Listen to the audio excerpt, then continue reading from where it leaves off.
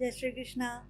आप सब जानते हैं कि हमारा द्वितीय स्कंद चल रहा है और द्वितीय स्कंद में हमने बहुत कुछ पढ़ा। सच्चे भक्त की पहचान, कल हमने योगी के बारे में पढ़ा था कि असली योगी कौन है और प्राणायाम करते समय हमें किन चीज़ों का ध्यान रखना चाहिए और कैसे प्राणायाम प्रभु से मिलने के लिए सबसे उत्तम उन्होंने बतलाया है। उन्होंने बताया कि कई बार हम अपने श्वासों से ईश्वर की प्राप्ति कर सकते हैं और जिसमें कई लोग कई साल लगा देते हैं, हम चाहे तो कुछ क्षणों में भी ईश्वर की प्राप्ति कर सकते हैं।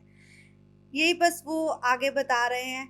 और साथ में एक चीज़ जो वो बार-बार यही कहते हैं कि इसे कथा को सुनने के लिए ना मन में सच्ची भक्ति होनी चाहिए।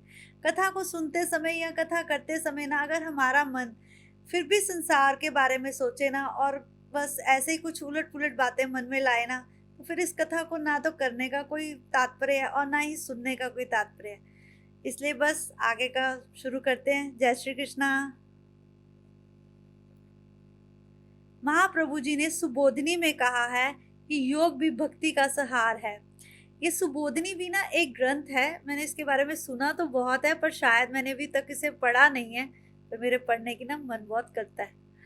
योग जो भी भक्ति का साथ ना मिले तो वह रोगी बन जाता है।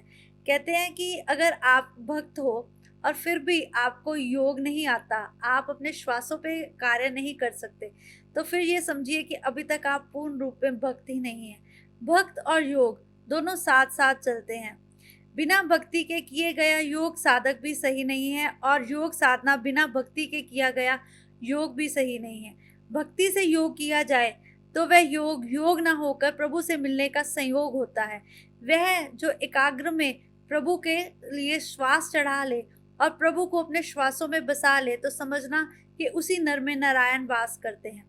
फिर जब कुंभक करो, जब भावना करो कि प्रभु मेरे साथ हैं, तो ये सोचकर करना चाहिए कि प्रभु मुझे आलिंगन कर रहे हैं। इसीलिए कहते हैं कि मन में ऐसे भाव जागने चाहिए कि प्रभु मेरे साथ हैं। उस समय ब्रह्म संबंध की भावना करो। ब्रह्म संबंध एक ऐसा ब्रह्म संबंध है जो हमें ईश्वर से मिलाता है। जो हमें ब्रह्म संबंध से हमें लगता है कि जैसे ब्रह्मा से मिलना, नहीं। ब्रह्म संबंध का अर्थ है ब्रह्म एक ही है जो नारायण है, जिनमें सब कुछ समाया गया है। जैसे कि महाभारत के युद्ध में श्री कृष्ण ने जब अपना बहुत एक विराट स्वरूप अर्जुन को दिखाया था, उसमें हमने देखा था कि हर चीज, मेरे ख्याल से पीछे लॉकडाउन में जब टीवी में महाभारत आया तो बहुत से लोगों ने देखा होगा कि कैसे श्री कृष्ण में पूरी सृष्टि समाई हुई है। हवा, पानी, हर चीज छोटी से छोटी भी, जैसे कहते हैं ना पंच तत्व, हर चीज कृष्ण में। और हमारा शरीर भी पंच तत्व से ही बना है और हमारे शरीर के जो चक्र है ना सातों, उनमें भी कहीं ना कहीं नारायण ही समाये हुए हैं। इसलिए जो मनुष्य नारायण के साथ मिल जाता है ना, वो वैसे भी कभी रोगी नहीं हो सकता, क्योंकि नारायण को रोगी का अर्थ ये नहीं है कि वो कभी बीमार नहीं होगा, मतलब उसका मन हर समय ईश्वर से जुड़ा रहता है। देखो, हर इंसान चाहे वो अच्छा है चाहे बुरा, कुछ ना कुछ ऐसे कर्म तो करके आया ही है जिसे कि सबको भोगने पड़ते हैं। पर अगर जीवन में आकर हम कुछ समझ सकते हैं ना, तो हमें जरूर समझना चाहिए। फिर रोचक परिणाम करने से बहुत लाभ होता है। बाई नाक से श्वास छोड़ना रोचक कहलाता है। उस समय ऐसी भावना करो कि मैं प्रभु के साथ हूँ, भगवान का एक रूप हो गया हूँ, मैं ही ईश्वर हूँ, ईश्वर मेरे अंदर है। इसका मतलब ये नहीं कि स्वयं पर अहंकार करो, इसका मतलब ये है कि ईश्वर मेरे साथ है। जब तक कुछ ना कुछ लौकिक व्यवहार भी करना है, तब तक मन स्थिर नहीं हो सकता। बाहर का संसार तो भजन में, कीर्तन में विक्षेप नहीं होता। आजकल तो लोग कीर्तन को भी एक समागम की तरह जानते हैं। लोग एकांत में बैठकर कीर्तन भी नहीं कर पाते। लोग तो अपनी भक्ति का बहुत सा ऐसा दिखावा करते हैं, मानो कि जैसे कोई जश्न मना रहे हो। कहते हैं प्रभु से मिलना हो तो प्रभु एकांत में मिलते हैं। ब्राह्मण संध्या के समय अग्मर्शन करता है। वह सोचता है मेरे पाप बाहर को निकल रहे हैं। मन की मलिनता दो प्रकार की होती है।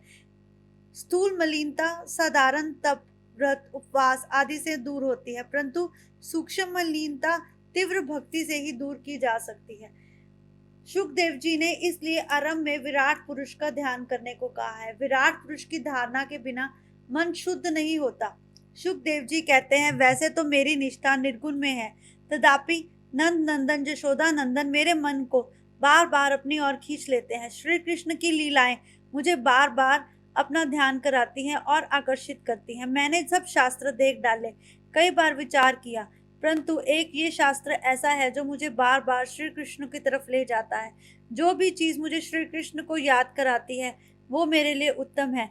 जो भी फूल पत्ता मेरे श्री कृष्ण की सेवा में आता है वही सही है। जो मन मेरा, जो वक्त मेरा, जो समय, जो चीज मुझे श्री कृष्ण का ध्यान दिलाती है वही मेरे लिए उत्तम है।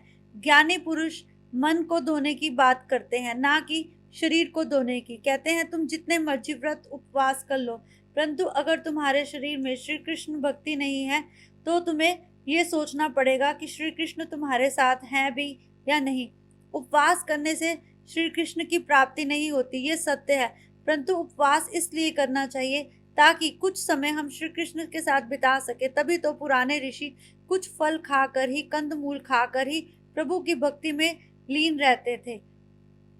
कहते हैं हमें अपने शरीर को हर सुख हर दुख से ऊपर उठाना होगा। हमें श्री कृष्ण से मिलने के लिए दूसरों के द्वेष देखने बंद करने होंगे। कुछ लोग जगत में ब्रह्म को मानते हैं, कुछ लोग प्रत्येक पदार्थ में ब्रह्म स्वरूप करते हैं। राग द्वेष के कारण विराट पुरुष का ध्यान करो। सारा विश्व उसी विराट पुरुष का स्वरूप है, ऐसी भावना मन में रखनी चाहिए। हरि ही जगत है, ब्रह्म दृष्टि से जगत सत्य है। ब्राह्मण भगवान के मुख से निकला है, वैश्य जंगा से निकला है, शूद्र चरण से निकला है। अतः किसी का भी अपमान नहीं करना चाहिए, इसलिए किसी भी अपमान और तिरस्कार मत करो। जगत में जड़ और चेतन का जब तक भेद रखोगे तब से ध्यान एकाग्रता नहीं आएगी। इसके बाद भागवत में वैराग्य का उपदेश दिया गया है। बिना वैराग्य के ध्यान नहीं हो सकता। वैराग्य का अर्थ ये नहीं है कि तुम सब कुछ छोड़कर वन में चले जाओ। वैराग्य का अर्थ है मन को भगवान की भक्ति में पूर्ण रूप से लीन कर लेना। संसार का स्मरण ही दुख है और संसार से विस्मरण दुख है। अगर किसी से किसी चीज की अपेक्षा ही नहीं करोगे तो दुख कहाँ से मिलेगा। दुख तो तभी आता है जब हम दूसरों को अपने जीवन में शामिल कर लेते हैं। जब हम अपने जीवन में सिर्फ श्री कृष्ण को शामिल करेंगे तब दुख भी नहीं आएगा। इसलिए मनुष्य को ये समझना होगा, वह अगर अपना हर कार्य भगवान के लिए करे तब उसे दुख की प्राप्ति भी नहीं होगी। परंतु कुछ लोग तो ये समझते ही नहीं है। कुछ लोग तो अपने परिवार में इतना दूसरों को दुख देते हैं कि वे ये भूल जाते हैं कि हर मनुष्य में ईश्वर बसता है। मनुष्य को कभी किसी अपने आसपास को दुखी नहीं करना चाहिए। अगर कोई तुम्हारी वजह से रोता है तो ये सोच लेना कि ईश्वर कभी भी किसी भी जन्म में तुम्हारे पास तो कभी भी नहीं आएंगे। कभी भी किसी को खुद के लिए रुलाना नहीं चाहिए। हर मनुष्य अपनी स्वयं की भक्ति लेकर उत्पता है। देखो, अब ऋषि व्यास ने भागवत कथा लिखी, परंतु असली वक्ता सुखदेव जी थे जिन्होंने ये भागवत कथा सुनाई। और परीक्षित ऐसे थे जो भागवत कथा सुनने के बाद साथ ही जिन्हें श्री कृष्ण लेने आ गए। तो हम तीनों के बारे में जान सकते हैं। अब हम ये बतला सकते हैं कि हर मनुष्य एक अलग तरह का स्वामी है। उसके पास हर एक अलग तरह की इच्छा शक्ति है। अब ये तो ईश्वर ही जानते हैं कि कौन सच्चा भक्त है और कौन उनकी भक्ति को भी दिखावा समझता है। जो श्री कृष्ण भक्ति को भी दिखावा समझते हैं उन्हें तो ये मान लेना चाहिए कि उनका जन्म बहुत पापमय तरीके से हुआ है। भक्ति मार्ग में सद्भाव की आवश्यकता है। भक्ति तो हमें दूसरों की सेवा करनी सिखाती है, परंतु कुछ लोग ये सोच बैठे हैं कि श्री कृष्ण की सेवा करना और दूसरों को दुख देना यही शायद सही है। ऐसे भक्तों को तो 100 बार सोचना चाहिए कि वो क्या कर रहे हैं। श्री कृष्ण भगवान तो स्वयं को लात मारने वाले पर भी सद्भाव की दृष्टि से देखते हैं। मन की मलिनता धोने के लिए विराट पुरुष का ध्यान करना है। विराट पुरुष के ध्यान करने का अर्थ है इस जगत में जो दिख रहा है उसमें परमात्मा का वास है, ऐसा समझकर व्यवहार करना। सारा जगत उसी विराट पुरुष का स्वरूप है। विराट पुरुष के ध्यान के लिए तीव्र वैराग्य जरूरी है। सारा विश्व ब्रह्म स्वरूप है, ऐसा मान लेना चाहिए। प्रभु चतुर्भुज है, ये सही है, परंतु सारी सृष्टि ईश्वर में समाई है, ये भी सही है। दास्य भक्ति द्वारा हृदय जल्दी लीन बनेगा। पहले भगवान के चरणाविंद का ध्यान करो, फिर उसके मुखारविंद की तरफ देखो। परंतु आजकल तो लोग पहले मुखारविंद देखते हैं। कुछ लोग तो भगवान को श्रृंगार भी दूसरों को दिखाने के लिए कराते हैं। क्या ये सही है? कलयुग में तो शायद दिखावा ही सब रह गया है। कलयुग का मनुष्य ये भूल बैठा है कि वह प्रभु के लिए जो भी कर रहा है वह गलत है। गीता हमें ये ज्ञान देती है कि प्रभु तुम्हारे हैं और प्रभु को भक्ति में लीन रहो। परंतु आजकल का मनुष्य हर काम दिखावे के लिए करता है। ईश्वर का चिंतन ना हो सके तो कोई बात नहीं, परंतु संसार का चिंतन भी तो नहीं करना चाहिए।